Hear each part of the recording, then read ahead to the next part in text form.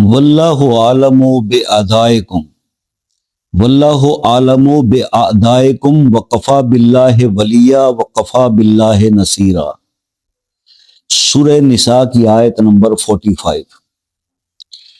یہ آیت تمام مشکلات کے حل کے لیے ہے۔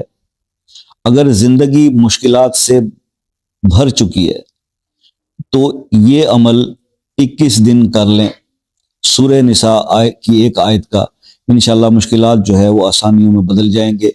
کیونکہ اکثر جو میرے بہن بھائی جو یہ کہتے ہیں نا کہ بہت دشمن ہیں جی، بڑے ہر بندہ دشمن ہے، یہ آیت آپ کو دشمنوں سے بچائے گی، مشکلات سے نکالے گی، ہر مسئلہ حل ہوگا 21 دن میں۔ اس کو کرنے کا طریقہ صرف یہ ہے کہ اس کو آپ ہر نماز کے بعد 11 بار پڑھیں، اول آخر 3 بار درود شریف، یعنی پہلی 4 نمازوں میں 11 بار، اول آخر 3 بار درود شریف، اور عشاء کی نماز کے بعد 100 بار، اول آخر 3 بار درود شریف۔ 21 دن یہ عمل کریں، ہر مشکل آسان ہو جائے گی انشاءاللہ۔ تو یہ ایک عمل آج آپ کے ساتھ میں نے شیئر کرنا تھا سورہ نساء کی اس آیت کا۔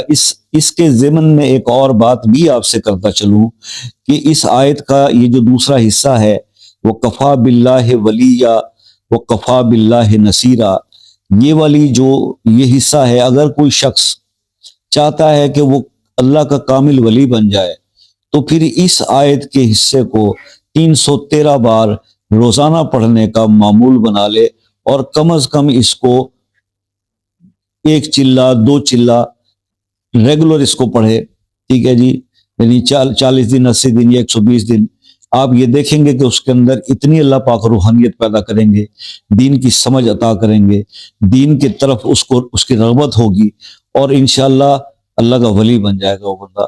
تو یہ اس کا ایک دوسرا بینیفٹ تھا جو میں نے ساتھ ہی آپ کو عرض کر دیا۔ جس نے پوری ویڈیو دیکھی ہوگی تو وہ سمجھ گیا ہوگا، اس کو مل جائے گا۔ جس نے نہیں دیکھا اور شروع سے ہی وظیفہ دیکھ کے چلا گیا تو اللہ اس پر اپنی رحمتیں نازل فرمائے۔ اگر کچھ پوچھنا چاہتے ہوں اس عمل کے بارے میں یا اس آیت کے بارے میں کچھ مزید سمجھنا چاہتے ہوں تو واٹس ایپ پر رابطہ کر لیجئے، شام 6 سے 10 بجے تک کا ٹائم۔ اس سے آگے یا پیچھے رابطہ نہ کیجیے گا۔